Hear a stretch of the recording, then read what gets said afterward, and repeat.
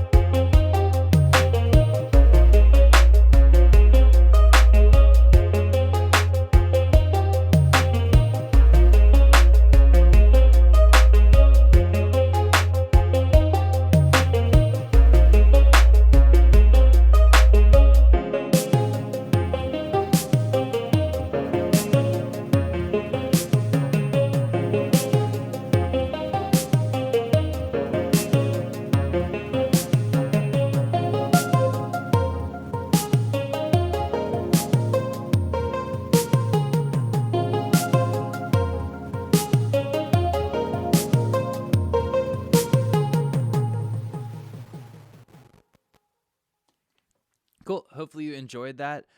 Without any delay, let's go ahead and talk about the music theory. So this song is in the key of C sharp major.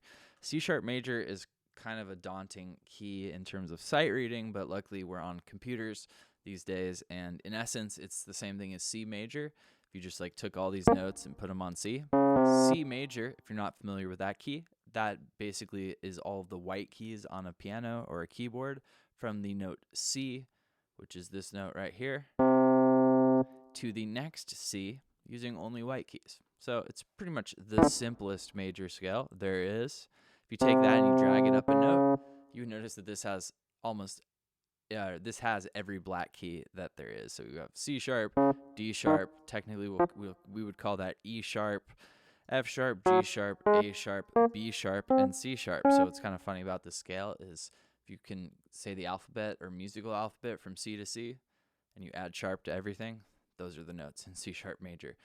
Same thing would be true for each of the chords. So the notes in a C sharp major would be a C sharp, an E sharp, a G sharp. The chords we find in this song. So first of all, let's hear our scale.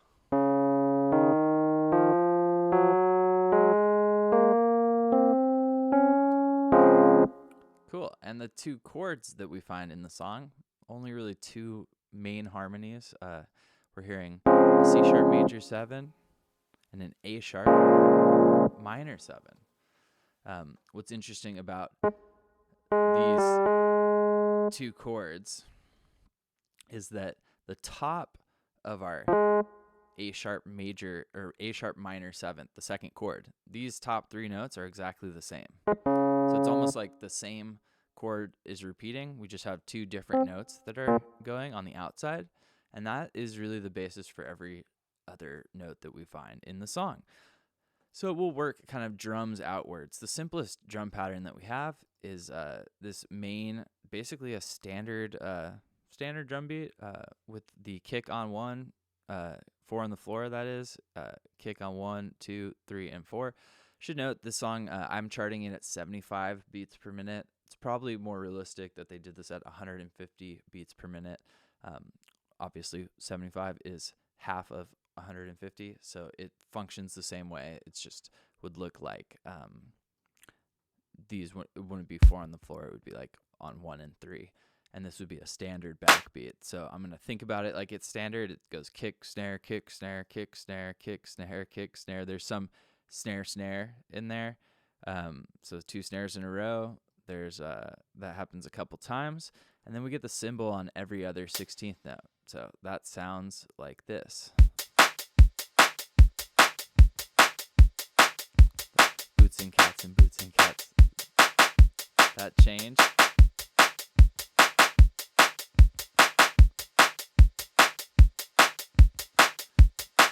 So basically repeats that pattern on a four measures in a row.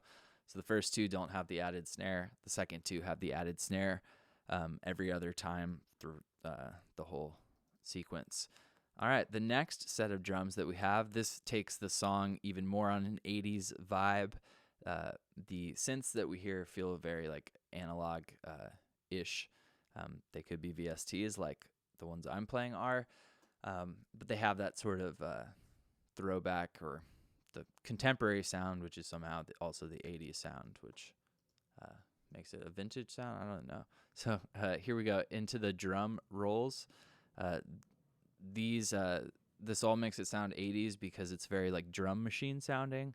I've got a very like gated tom sound, so I'm compressing the heck out of this channel. It sounds like this with the drums.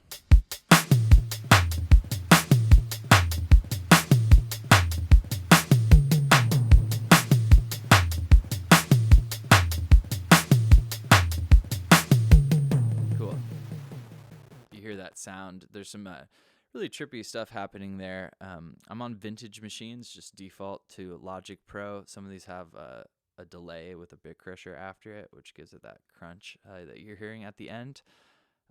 This is really just like doubling up and filling in between where the other drums are happening. So we hear snares from this channel. It's going snare, tom, snare, snare, other tom. And together the second time it's snare and tom, tom, snare, snare, tom, second tom. That one with the weird sound effect, and then a cymbal. So on its own, I guess I should turn on the metronome so you can hear it as a reference. Sounds like this.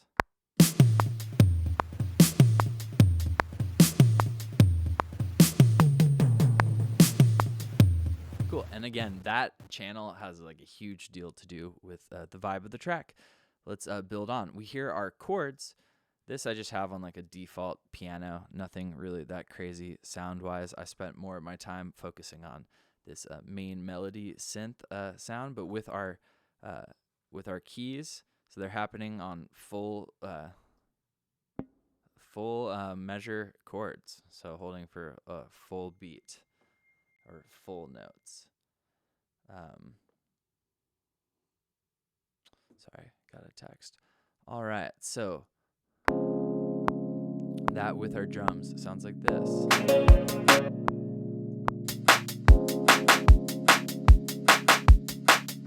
Here come our tom fills.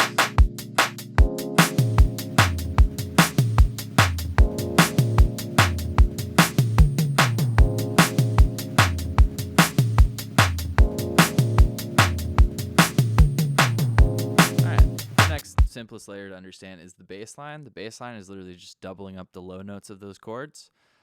So the C sharp and then the A sharp. That sounds like this with our drum.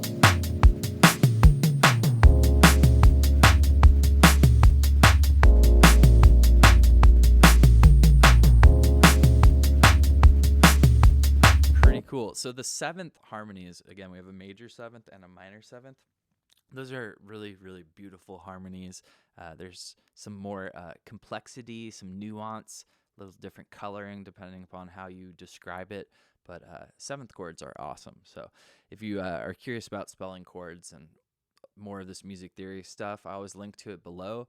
But I made this super simple music theory text that gives you basic ways of understanding how to spell chords, scales, and how to use your DAW digital audio workstation to make all this stuff easier. And you don't have to memorize it like I did for tests in school. And it can be super helpful when you're producing. So adding the final layer is just this main melody. There's two different sections of it. We'll talk about them. It's very arpeggio based. What's an arpeggio? An arpeggio is a broken chord. So it has a lot of the same notes from our chords that we're hearing, but happening one after the other or separately instead of all at the same time like the piano. This, I'll tell you the notes and rhythms. We've got some basically 16th notes. Should mention that we have swing in this track, and this is also something that adds to the vibe of it. I've got the swing set to 30 on the 16th notes. What that means is every other 16th note is slightly behind time. Cool. That sounds like this.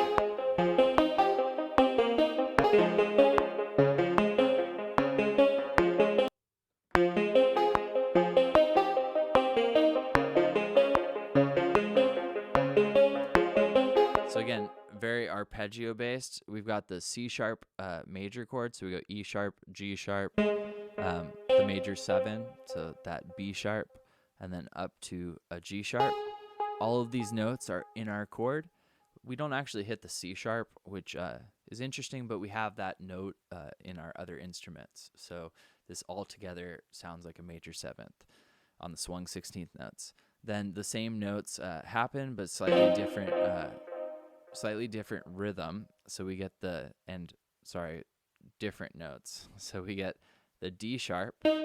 This makes it that's the 9th or the 2nd note from the scale. So that makes the harmony technically a 9 if we wanted to hyper analyze harmonies. And then finally, we get a G natural. Now this one note is actually out of our key, but what's fascinating about that is because it's such a fast rhythm and a passing tone, it works. That also is specifically, we would call that the blue note. So that's a flatted 5th. And the blue note, it's called that because it's used in the blues a lot, and that's a note that makes it feel blue or sad, if you will. And finally, that last quarter note, we get the 7th, B sharp, down to the 6th scale degree, A sharp, and then up to the 2nd scale degree, the D sharp, the 2nd scale degree. Moving on, we go to this A sharp minor 7 arpeggio, and we're going the 2nd note from that chord, which is our main key of the song, C sharp, E sharp, G sharp. All of those notes are in our minor 7th, up to the 3rd from the chord again. So what's interesting is the arpeggio pattern is identical from the notes that pertain, like as the notes translate, like the 3rd note from the scale, the 5th note, or the 3rd note from the chord, 5th note from the chord, the 7th, the same scale degrees.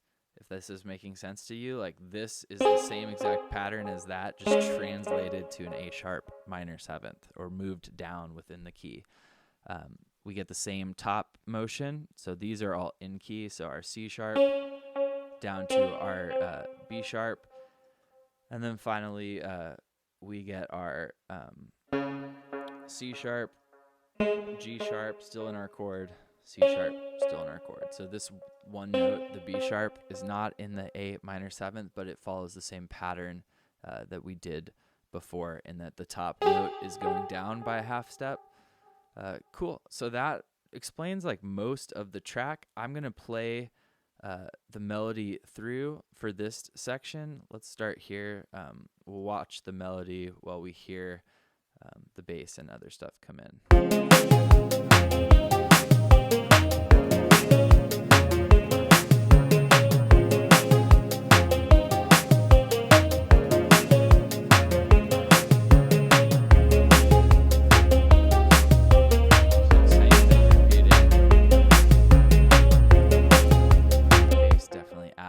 to it. All right, for what is kind of like the first hook section, we have the melody changing. The notes for this second melody are going E sharp, or really the note F, but E sharp from the scale, E sharp, G sharp, E sharp, B sharp. So what is that? That's like an F minor chord. So F minor and then down to A sharp to G sharp. These are all scale degrees. Now this sounds very like live, the way that the synth is happening here, where like the articulation, the velocity goes down here. I've been really pressed for time. I'm making a lot of studio upgrades. I'm gonna be doing some videos about that, but apologize, I did not get the articulation as on point as it sounds on the record. But again, go listen to Demon's High. It's a pretty cool song. So then after those first 3 quarter notes, we go to our C sharp, D sharp, E sharp, G sharp, A sharp. This is kind of like a scale run. 1, 2, 3, 5, 6. Again, from our main scale. And then we do a slightly different pattern here. Same idea. We do the B sharp in our scale, A sharp, and then we go B sharp, A sharp, G sharp. This is 7, 6, 5. Again, in our key, and that repeats those 2 quarter notes. Altogether, that sounds like this.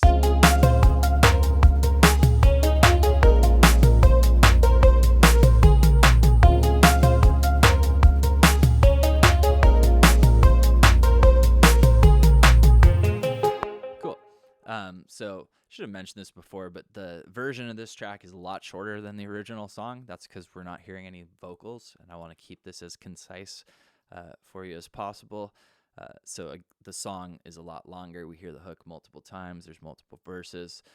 But this is essentially the bridge, and the bridge goes to a halftime feel all of a sudden, which is really cool. I love doing it. If you listen to my release Space Age, I do that in the drop where I go to halftime after like 8 measures.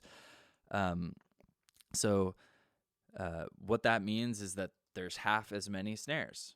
The snare where it did hit twice, it's now hitting once. We refer to that in talking about drums as halftime.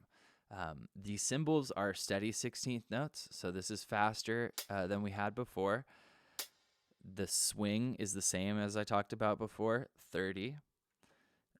We get the kick starts to do syncopated things, so it's on the 1, and then it's on like the 7th, 16th note. We could call this like a dotted quarter and an 8th note. Altogether, those drums on their own sound like this.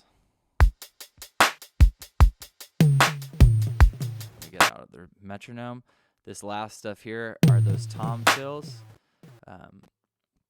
which is on the last 16th note and then the second 8th note.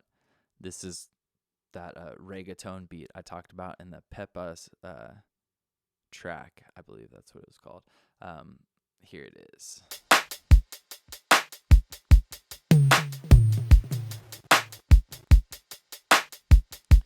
Cool. It's just that 2-measure phrase repeating. It has the same bass line with slightly different patterns. So the bass is doubling up. It sounds like an 808. So I just increase the velocity on the bass instrument I'm using. It again is doubling where the kick pattern is every other time. That means we get 1 kick where it's on its own. And then the synth itself is doing pretty much the same pattern that it does for the verses in the beginning of the song. The only difference is that with this arpeggio, we come up to our D sharp up an octave, and that kind of stands out almost like a bell hitting. I'll show you this view while we listen to the sub and those drums.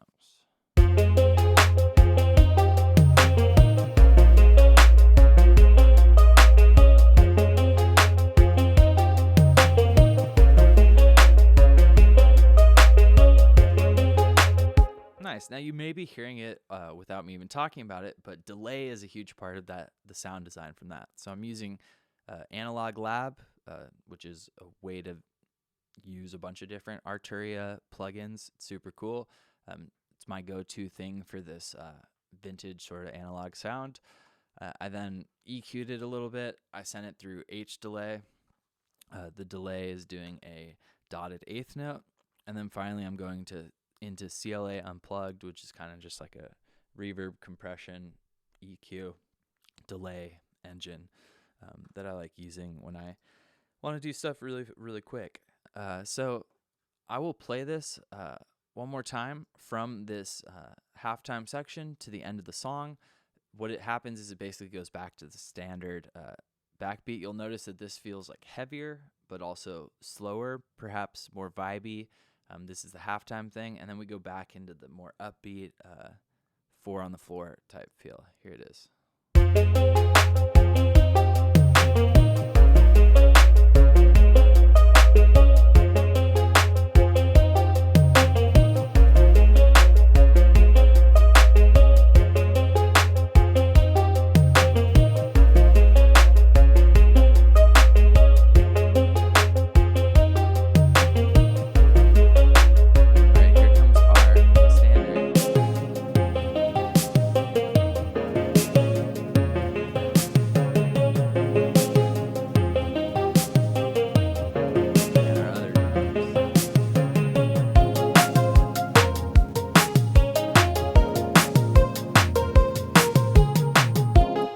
Cool. So hopefully you found that helpful. If you did find that helpful, you would help me out a ton by subscribing to the channel.